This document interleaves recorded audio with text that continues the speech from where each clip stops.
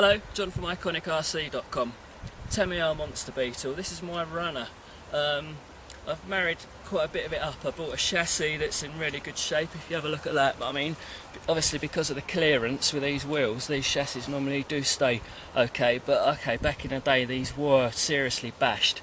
But you can pick up a pretty decent chassis, and then I was sort of patient and found some nice wheels and tyres. Again, these are the plated Tamiya wheels, but the tyres protect them, so you can normally get these unchipped, unlike the Tamiya Fox that, you know, those rims do get a bit battered.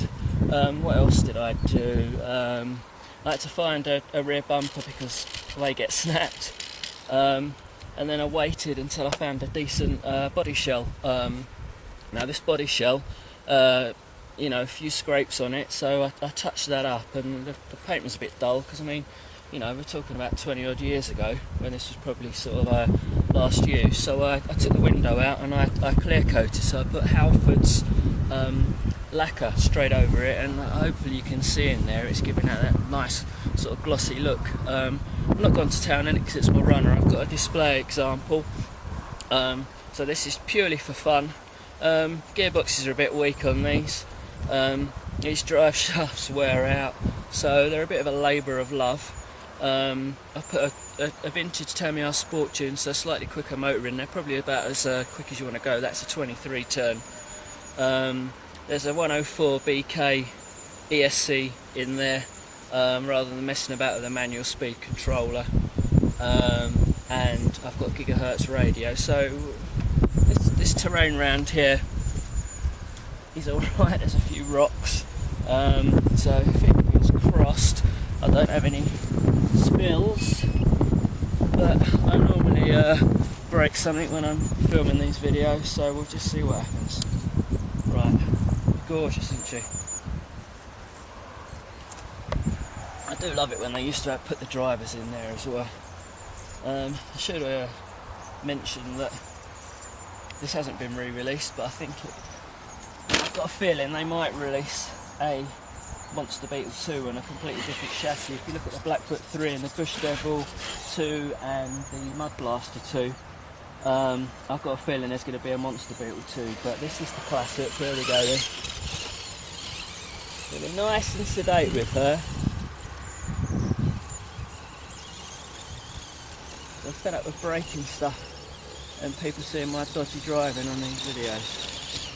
There she goes.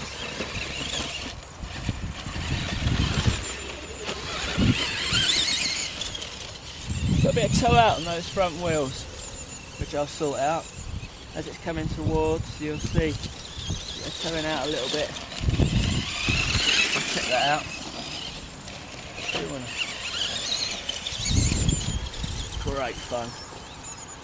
Just looks perfect around this terrain. Really wanted one of these when I was a kid. 1986, so how old was I? 14. I had a boomerang. 1986 was a golden year, as far as I'm concerned, for Tamiya, because we had the Super Shot, the boomerang, the Blackfoot, the Monster Beetle. We also had the 959. What else was 86? Tamiya Road Wizard, Big Wig. Fantastic year. It's a real sort of classic legend. You know, the Blackfoot came out and this soon followed it. What do they do with this? Yeah, Blackfoot, black shots. This has got yellow shots. They put a protector over the steering servo, and the Blackfoot had sort of softer version of the Bruiser tyres. These tyres are spiked on this one, and a few years after that the Mud Blaster came out on this chassis, before they changed it around a bit at the back end of the Bush Devil and the Super Blackfoot and the King Blackfoot. But you can get lots and lots of spares on eBay for these. There's loads of people selling wrecks of these. I was about to say that yeah, the body, you roll these and the swimming body posts used to snap. That lovely body, that VW body that first came out on the Sand Scorcher. You know, you can crack these. There's already a crack in the window in these. You know, they're made to run. But you know, you're meant to run these.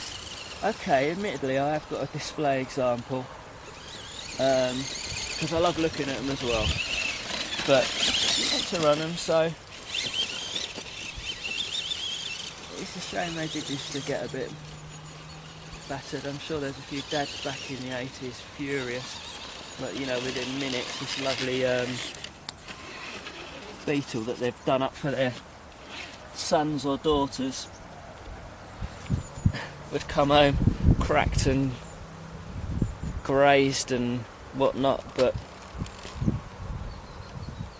oh yeah, look, that's why it's misbehaving. Broken wheel, yeah. Oh, good. Alright, what's going on there? Quite interesting. I'll keep it rolling while I figure out what's gone on. Yeah, oh good, it's only that.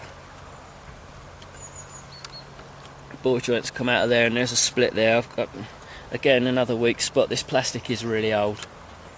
So it doesn't surprise me, so I'll swap that out for another. Maybe I'll just try and put some glue in there or something. But yeah, minor repair. And this pin here is popping out as well. So we'll sort all that. It's part and parcel of trying to run these classics. You know, it's Justin and myself that do these videos. And I'm the one who's a bit fanatical about all the vintage, which is why you see me going on about all the vintage stuff and just having general nightmares with it, but that's my thing.